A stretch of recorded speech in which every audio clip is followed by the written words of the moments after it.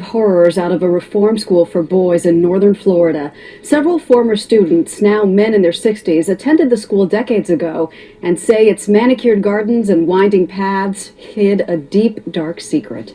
It was beautiful, and it looked like driving onto any college campus in America. Roger Kiser was an orphan around 12 years old when he was sent to the Florida School for Boys at Marianna. I thought nothing could be worse than the orphanage in Jacksonville, Florida, where I'd lived. But little did I know that I was jumping out of the fire into the frying pan.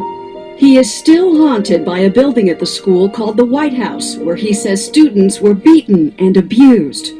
This was a concrete and steel building.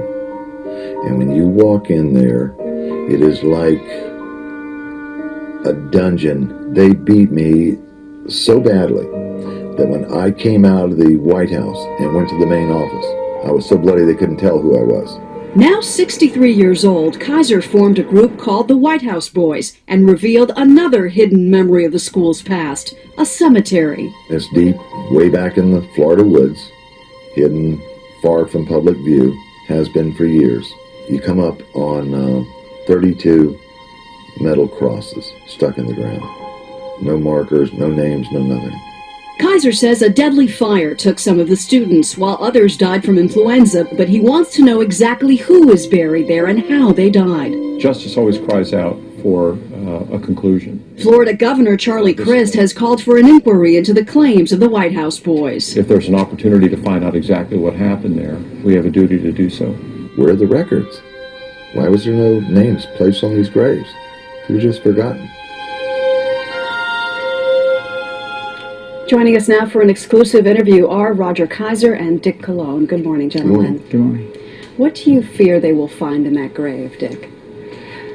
We fear that they're going to find bodies, but even more so than that, we don't know how many bodies they will find in the graves. In some instances, we suspect there'll probably be 2, possibly 3, and then when they finish the autopsy, they're probably going to find crushed skulls and things of that nature. It's not going to be natural deaths and what have you. They're going to see the brutality that killed the kids. How many boys were subjected to this? Are we talking about hundreds, thousands? Oh, the school was open in early 1900, so it would be thousands, easily. Thousands of boys. Easily. Roger, what is the worst thing you ever saw in this building, in the White House? I suppose the worst thing I ever saw was what I experienced, and that is when they finished beating me. When I came out of the building, I was so bloody, nobody could recognize me. What was your crime, your offense? I was supposed to have said a 4-letter word. How can I say it? Crap, meaning crap, when I slipped on the diving board. A 4-letter word Yeah, after I said you crap slipped when and fell. when I slipped on the diving board. And you were beaten beyond recognition for that? Yes.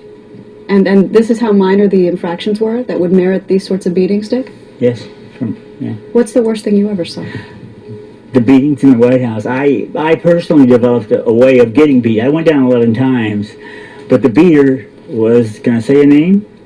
We called him Daddy Hatton. He was the beater, but he was so tall that the belt that hit us, which was 3/4 of an inch thick leather, that would hit you in the rump. He was so tall that it ticked the roof.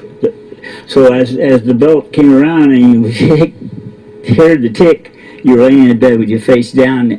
The pillow would have literally pieces of people's lips and tongue and blood and everything all on the pillow. You'd put your head and grab the bars, and you'd go, and then it would be, boom! You just met hell. Seems like you remember this so vividly, and it was decades ago. And then and then tick, and then it would, and boom! And God, when is this going to end? And you'd be yelling for God and your mother too at the same time. And then it'd come around and it'd be the tick. And then boom, This stays with you. This has been with you your whole life. Oh, yeah. Tell me about the boys in the dryers, Roger. I worked in the dry cleaners, and I heard a commotion outside, and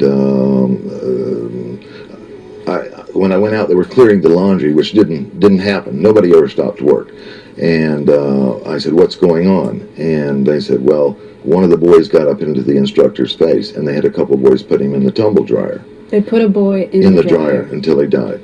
And I stood outside. Well, I went back inside because my instructor was pretty mad at me for sticking my head out the door, because you didn't even move in one direction or the other. You were considered out of bounds, and you would get beaten. They brought his body out, slid him on the sidewalk, going out to the ramp, and a black car came up, and they threw him in the back seat. He bounced off the back seat into the floorboard, and off they went. And that's the last time I ever seen him. Let me ask you why it's taken you both so long to say something about this. I have worked for 17 years. I've written a book about this. 17 years I've written about this. I've tried to get the media. I've tried to get the governor. Even when Jeb Bush was governor of Florida, I brought it to his attention. Nobody would listen because they thought it was so horrific that it was impossible that a Nazi concentration camp type ordeal could possibly be going on in the United States of America. Well, Charlie Crist is listening now. He's placed a plaque at the site to sort of in honor of the victims. Is that enough for you, Dick? Oh, no. What do you want to see happen? They have to have an oversight. They have to have a real oversight, an oversight with teeth in it. Legislators think just because they legislate a law, the damn problem's going to go away. It's ludicrous. So they don't put any enforcement component into the legislation. And so if that's not there, then the evil's going to continue. If someone doesn't come out of there handcuffed and go to jail, the evil's going to continue. It's, you know... I was part of the guys who wrote the letter to the governor, and we got the governor there, you know, and I'm thinking to myself, Jesus Christ, if you get the governor there, you're going to fix it. And he leaves saying everything's okay. You say, you know, what can we do? I mean, Christ, who else? The governor. Right, maybe he'll do maybe Jesus, if we were able to do something like that, possibly. Right. Dick Cologne, Roger Kiser, thanks for coming in and sharing your story. Thank you. We appreciate it.